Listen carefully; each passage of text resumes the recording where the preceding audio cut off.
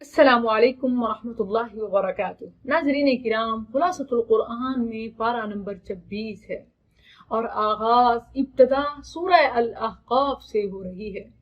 Dear नाजरीन, खुशामदीद, मरहबा and welcome to Misbah Ahmad social media. मैं अपने चैनल पर नए आने वाले तमाम सारिफिन से दरख्वास्त करती चलूँ कि यूट्यूब के इस तालीमी, इस्लाही और तरबियती चैनल को सब्सक्राइब करें, साथ में मौजूद घंटी के बटन को दबा दीजिए ताकि हर नई आने वाली वीडियो का नोटिफिकेशन आपको बर वक्त पहुँचे। जुल्म और जहालत के बाजार में उठने वाली आवाज़ को लाइक, शेयर और कमेंट की सूरत में सपोर्ट करें। व तावनु अलल बिर्रि व तक़वा की अमली मिसाल बने। ये वो सूरत है जो नबूवत के 10वें साल नबी सल्लल्लाहु अलैहि वसल्लम पर नाजिल हुई और ये साल जिसे खुद आप सल्लल्लाहु अलैहि वसल्लम ने आमुल हुज़्न करार दिया। आप सल्लल्लाहु अलैहि वसल्लम की जिंदगी में सबसे मखमूम और सबसे मुश्किल साल कि जिस साल आपके शफीक चचा आपसे जुदा हो गए और आपकी महबूबा बीवी खदीजा रज़ियल्लाहु अन्हा भी दागे मफाकत दे गई। ये वो साल है कि रसूलुल्लाह सल्लल्लाहु अलैहि वसल्लम की जिंदगी में सबसे मुश्किल साल था। सूरह अहकाफ है और अहकाफ नाम से ही वाज़े है कि जिस नाम पर सूरत होती है जरूर उस नाम की कोई हिस्ट्री होती है और ऐसा ही है इस सूरत में भी कौम अहकाफ का जिक्र है। और ऐसा कि अल्लाह सुब्हानहू व तआला ने फरमाया कि वो ऐसी कौम थी, कौम आद, कौम अहकाफ, कि उससे पहले दुनिया में इतनी ताकतवर कोई कौम नहीं थी। तो उस कौम का वाकया, हालात और इंजाम इस सूरत में बताया गया, इसी से इसका नाम सूरह अल अहकाफ है। तो आइए शुरू करते हैं। अऊज़ु बिल्लाहि मिनश शैतानिर रजीम, बिस्मिल्लाहिर रहमानिर रहीम। हामीम तंजीलुल किताब मिनल्लाहिल अज़ीज़िल हकीम। मा खलक़नस समावाति वल अर्ज़ वमा बैनहुमा इल्ला बिलहक़्क़ि व अजलिन मुसम्मा। अल्लाह सुब्हानहू व तआला इस सूरत के आगाज में अपनी मखलूक़ात का जिक्र करता है कि ये रहमान है, ये रहीम है, ये खालिक है, ये बदी है, ये बारी है, ये वो है कि जिसने ये पैदा किया। इसके बाद अल्लाह सुब्हानहू व तआला ने पूछा, कुल अराअयतुम मा तदऊन मिन दूनिल्लाह, अब तुम बताओ कि जिनको तुम माबूद ठहराते हो, जिनकी तुम पूजा करते हो अल्लाह को छोड़कर, अरूनी माज़ा खलक़ू मिनल अर्ज़, दिखाओ तो सही कि उन्होंने क्या बनाया। अल्लाह सुब्हानहू व तआला इब्तदा में अपनी तख्लीकात का, मखलूकात का जिक्र करता है कि मैं ये रहमान हूँ, ऐसा रहीम हूँ, ऐसा खालिक हूँ कि ज़मीन व आसमान और ये सब कुछ बनाया। उसके बाद पूछा कि जिनको तुम अल्लाह को छोड़कर पूछते हो, अब बताओ अरूनी माज़ा खलक़ू मिनल अर्ज़, कि उन्होंने क्या बताया, उन्होंने क्या बनाया। अम लहुम शिरकुन फिस समावात, या फिर ये सिर्फ शिर्क ही है। यानी जब तुम बता नहीं सकते, साबित कर नहीं सकते, तो फिर मान लो कि ये शिर्क ही है। ईतूनी बिकिताब मिन क़ब्लि हाज़ा औ अथारतिन मिन इल्म इन कुंतुम सादिक़ीन। यकीनन वो ऐसा नहीं कर सकते। कुरान और इस जैसी चीज लाना तो दूर की बात, पूरी कायनात में से कोई एक भी तख्लीक इनके नाम निहाद इलाहों की नहीं है। तो यकीनन खुद एतराफ करेंगे कि जब अल्लाह के मुकाबले में ये जर्रा भी नहीं इन्होंने बनाया और ना ही बना सकते, तो फिर ये सिवाय शिर्क के और कुछ नहीं। इसके बाद इस अजीम आयत में वही वाक़े अहकाफ है।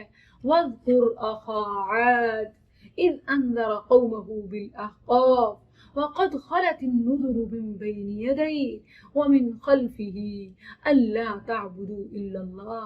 मुशरिकीन मक्का जो अपने आप को ताकत में, अस्र रसूख में, तिजारत में बहुत कुछ समझते थे और इसी वजह से तकब्बुर भी करते थे, उनको मिसाल पेश की जा रही है। वज़्कुर अखा आद, जरा अपने भाई आदियों का तो तज़किरा देखो, जानो कि वो ऐसी कौम थी कि उन जैसा ताकतवर उससे पहले कोई था ही नहीं। उनका क्या अंजाम हुआ कि जब उनको उनकी तरफ भेजे गए नबी ने दावत तौहीद दी, अल्लाह तअबुदू इल्लल्लाह इन्नी अखाफु अलैकुम अज़ाब यौमिन अज़ीम। जब उन्हें दावत तौहीद दी गई, दावत हक दी गई, तो आगे से उन्होंने क्या कहा, अजितना लितअफिकना अन आलिहतिना, आप हमें वो चीज दिखाते हो, वो बताते हो जो हमारे नाम निहाद खुदाओं को या बाप दादा के बनाए हुए दीन को रिजेक्ट करे। फअतिना बिमा तईदुना, तो बस फिर ठीक है, हम इनकार कर रहे हैं, तुमने जो कुछ करना है कर लो, इन कुंत मिनस सादिकीन, अगर सच्चे हो। तो फिर उन पर ऐसा अजाब आया कि रअऊहु आरिज़न मुस्तक़बिल अवदियतिहिम क़ालू हाज़ा आरिज़ुन मुमतिरुना बल हुवा मस्तअजलतुम बिह रीहुन फ़ीहा अज़ाबुन अलीम। शुरू में हवा और आंधी चली तो उन्होंने कहा ऐसा तो होता रहता है, मौसम की तब्दीली है और कुछ नहीं, सीरियस ना लिया। ये बहुत बड़ी बदबख्ती है कि कौम अजाब पर, तंबीह पर भी तौबा ना करे। वरना कौम यूनुस का हाल आपके सामने है कि जब आसार नमूदार हुए अजाब के तो वो सजदों में गिर गए, माफिया मांगी, और हत्ता कि अल्लाह ने अपने नबी को डांटा और वापस उनकी कौम में भेजा और उनकी तौबा कबूल की। लेकिन ये सबसे बड़ी बदबख्ती है कि जिनको तौबा की तौफीक ही नहीं मिलती। इससे बड़ा और कोई अजाब नहीं। आज हम भी जब अल्लाह की तरफ से इशारे आ रहे होते हैं, वबाएं, मुसीबतें, बलाएं नाजिल हो रही होती हैं और हम अपनी इस्लाह नहीं करते, उसे सिर्फ एक डिसऑर्डर समझते हैं, एक वबा समझते हैं, तो ये बहुत बड़ा अजाब है। क्योंकि हर मुसीबत में इंसान को अपने रब से इस्तिग़फ़ार करना चाहिए। और अल्लाह का वादा है कि जब तक मेरी मखलूक, मेरे बंदे इस्तिग़फ़ार करते रहेंगे, मेरा कानून ही नहीं है कि मुस्तग़फ़िरीन पर अज़ाब आए। तो बस फिर जब भी परेशानी आए, टालना चाहते हैं तो रब के हुजूर सजदे में गिर जाएं, इससे बड़ा हल नहीं। इसी सूरह अहक़ाफ़ में अल्लाह सुब्हानहू व तआला ने माँ के हवाले से, जो एक बच्चे के लिए वो 30 माह की 30 शहरा 30 माह की तकलीफ उठाती है, अल्लाह ने जिक्र किया है हौलैनी कामिलैन रिज़ात के, जो सूरह बकरा से साबित है। और बाकी इसी आयत से इस्तदलाल लिया जाता है कि 6 माह मुद्दत हमल है। जिसका 6 माह बाद बच्चा पैदा हो जाता है तो ये वो मुद्दत है कि जिसे कुरान ने साबित किया है कि इस अरसे में बच्चा सरवाइव कर सकता है, इतने अरसे का बच्चा पैदा हो सकता है। जैसा कि एक सहाबी रसूलुल्लाह सल्लल्लाहु अलैहि वसल्लम के पास आकर शिकायत की कि 6 माह बाद ही बच्चा पैदा हो गया है, तो गोया ये मेरा नहीं है, शायद पहले से ही किसी और का था। तो आयत नाजिल हुई और मसला समझ आ गया कि मुद्दत रज़ात अगर 2 साल है तो सिर्फ 30 माह में से 6 माह बचते हैं हमल के, और इतने अरसे में बच्चे का पैदा होना ये एक फितरी है और मेडिकल ने भी इसे साबित किया है, इसमें कोई शक और शुबा की गुंजाइश नहीं है। इसी आयत में माँ की तकालीफ बताने के बाद अल्लाह ने फरमाया ववस्सैनल इंसान बिवालिदैहि इहसाना, मैंने जब अल्लाह के साथ शिर्क ना करने की बनी आदम को वसीयत की, वहीं मैंने वालिदैन के साथ उसने सुलूक को भी वसीयत की। हमलतहु उम्मुहु कुरहा, जरा उस तकलीफ का तो अंदाजा करो जब माँ इतनी मुशक्कत में होती है, जब माँ इतनी कर्ब में होती है कि वो अपनी मर्जी से खा नहीं सकती, कि वोमिटिंग का पीरियड इतना टफ है कि बंदा अपनी मर्जी की कोई चीज खा ही नहीं सकता, वो मजबूर हो चुकी होती है। और फिर इसी तरह अपनी मर्जी से उठ बैठ नहीं सकती, अब लाइफ स्टाइल तक उसका चेंज हो जाता है। इतनी टफ सिचुएशन से गुजरने के बाद जो अल्लाह उसे नवाजता है, अगर वही नाफरमानी करे तो बताइए उसके दिल पर क्या गुजरेगी। इसीलिए अल्लाह ने आकुल लिवालिदैन की बख्शिश नहीं रखी कि जो वालिदैन का नाफरमान है रब उससे नाराज है, जिसके वालिदैन नाराज उसका रब नाराज। तो यहाँ मामला बख्शिश का है। सो कॉन्शियस हो जाइए, तमाम मुझे औलाद से ये वसीयत है, क्योंकि ये मेरी नहीं, ये रहमान की वसीयत है। पूरे कुरान में जहाँ भी वालिदैन के साथ उसने सुलूक का फरमाया गया, वहाँ वसीयत का लफ्ज इस्तेमाल हुआ। और यकीनन आप जानते हैं कि वसीयत कोई आम पैगाम नहीं होता, بلکہ ایک اہم میسج ہوتا ہے، جیسے کوئی مرنے والا کوئی لاسٹ میسج دے رہا ہو، اسی کو وصیت کہا جاتا ہے نا۔ تو گویا اللہ رب العزت کی طرف سے فرسٹ اینڈ لاسٹ میسج ہے کہ والدین کے ساتھ احسان کرو۔ اور احسان کا کیا مطلب ہے؟ احسان کا مطلب یہ ہے کہ تم تولو نہیں کہ انہوں نے ہمارے ساتھ کیا کیا تھا ہم بھی ویسا کریں گے، بلکہ بغیر تولے ان کے ساتھ آداب سے پیش آؤ، حسن سلوک کرو۔ یہی والدین کے ساتھ احسان ہے۔ سبحان اللہ۔ اس کے بعد سورہ احقاف کا اختتام ایسی آیت پر ہو رہا ہے کہ رسول اللہ صلی اللہ علیہ وسلم کو تسلی دی گئی کہ آپ سے پہلے انبیاء نے بھی، رسول نے بھی امت کی جانب سے اٹھائی جانے والی تکلیفوں پر، دی جانے والی تکلیفوں پر صبر کیا، آپ بھی صبر کیجئے۔ فاصبر کما صبر اولو العزم من الرسل، آپ بھی صبر کیجئے۔ ولا تستعجل لهم، مایوس مت ہوئیے انشاءاللہ۔ جیسا کہ نبی صلی اللہ علیہ وسلم کا بھی اس حوالے سے ہی موقف تھا کہ اللہ یہ نہیں تو ان کی اولاد میں سے ضرور ایسے پیدا ہوں گے جو لا الہ الا اللہ محمد الرسول اللہ پڑھنے والے ہوں گے۔ آگے سورہ محمد ہے اور تمام صورتوں کی طرح اس صورت کا نام بھی اسی میں موجود لفظ سے لیا گیا۔ وہ کون سا لفظ ہے؟ والذین آمنوا وعملوا الصالحات وآمنوا بما نزل علی محمد۔ اللہ اکبر۔ ایمان والے کون ہیں؟ جو ایمان لاتے ہیں، عمل صالح کرتے ہیں اور محمد صلی اللہ علیہ وسلم پر ان کا ایمان ایسا ہے کہ جو بھی نازل ہوا وہ اللہ کی طرف سے ہے۔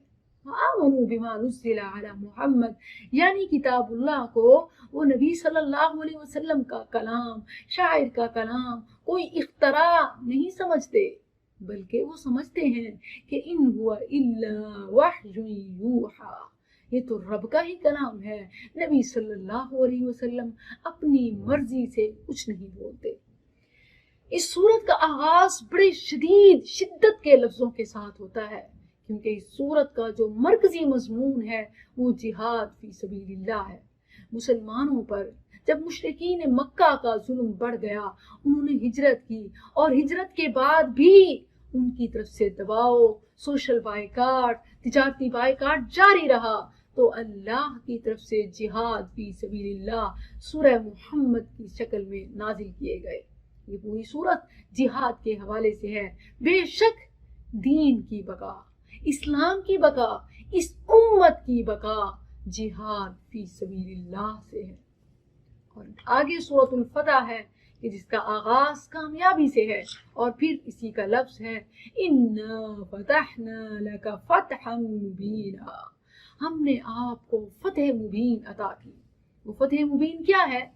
6 سال ہو چکے تھے مسلمانوں کو، نبی صلی اللہ علیہ وسلم کو، آپ کے اصحاب کو مکہ اپنے وطن اور بیت اللہ جہاں ہے کعبہ، بیت اللہ سے دور ہوئے مسلمانوں کو 6 سال گزر چکے تھے۔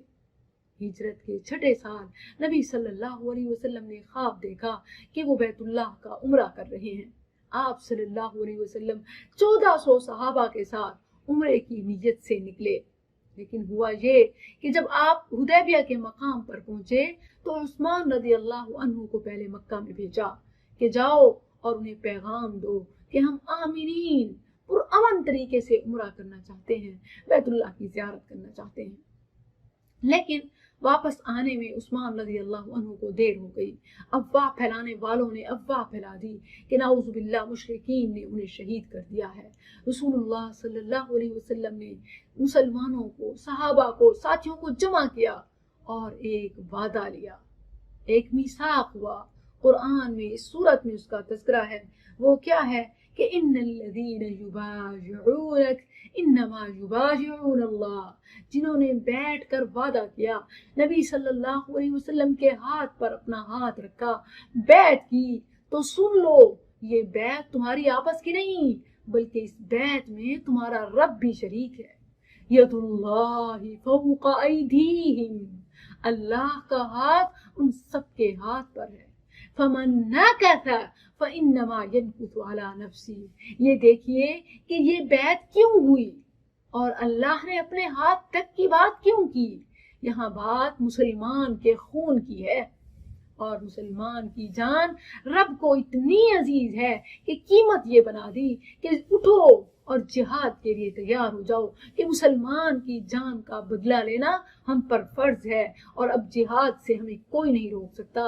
اس میں صرف مسلمان نہیں، یہ زبانی کلامی باتیں نہیں، بلکہ ید اللہ فوق ایدیہم، اللہ ان بیعت کرنے والوں کے ساتھ ہے۔ لقد رضی اللہ عن المؤمنین اذ یبایعونک تحت الشجرہ فعلم ما فی قلوبہم۔